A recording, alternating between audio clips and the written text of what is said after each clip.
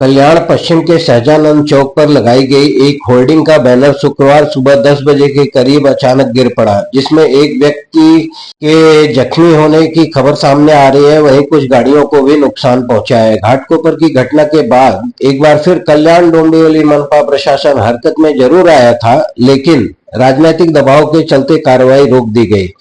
कल्याण पश्चिम हो, कल्याण पूर्व हो या डोंबिवली, यहाँ लगभग सभी होर्डिंग राजनीतिक दलों के पंटरों के द्वारा ही निर्मित हैं और उन पर चाहकर भी मनपा कार्रवाई नहीं कर सकती, भले ही इनके गिरने से कितनी भी जानें चली जाएं।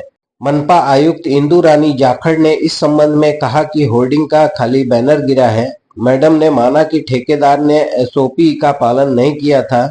ऐसे में मैडम को यह जानना जरूरी है कि तमाम ऐसे होर्डिंग आपकी हद में लगे हैं जिनका एसओपी फॉलो नहीं किया जा रहा है।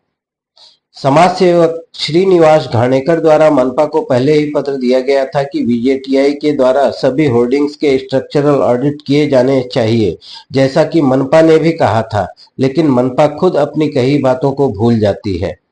जानिए आयुक्त इंदु रानी जाखड़ ने क्या प्रतिक्रिया दी। आज सदानंद चौक कल्याण येथे एक जी होर्डिंग होती त्याच्यावर लावलेले बॅनर पडले, त्यामुळे खाली जे गाडी उभी होती त्याला नुकसान झाला। आम्ही स्पॉटवर येऊन पंचनामा केला।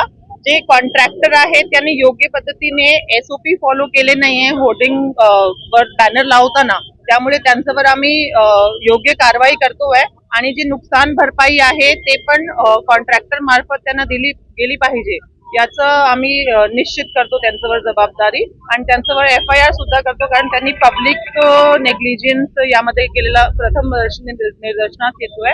यासोबतच या परिसरामध्ये जे वेगवेगळ्या कंप्लेंट्स आहेत त्यांना पण एक आठवडाभरामध्ये जे होर्डिंगच्या बाबतीतली कंप्लेंट आहे ते निकाली काढण्याचे आदेशित करतो।